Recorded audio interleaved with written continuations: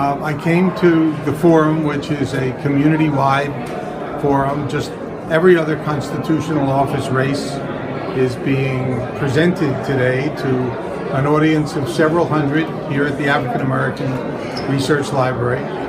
But interestingly, the race for the supervisor of elections is not one of the races being presented. In fact, is the only constitutional race that's not being presented. So I'm being deprived of the opportunity to participate, and the audience is being deprived of the opportunity to consider an alternative. People are only being introduced for 1 minute.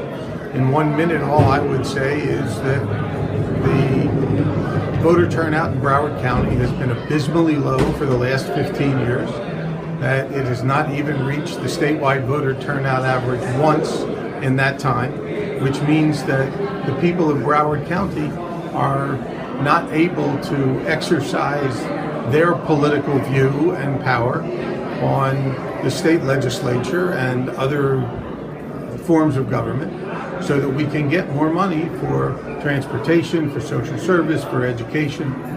And that's why I'm running for supervisor. I want to increase voter turnout because it's been so abysmally low. But the attorney for the supervisor of elections, Bernadette Norris Weeks, is the chair.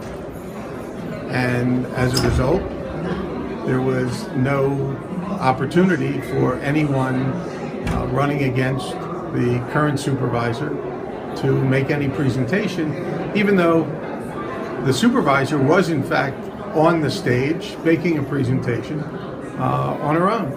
So unfortunately, for me and for the audience with respect to this office, waste of time.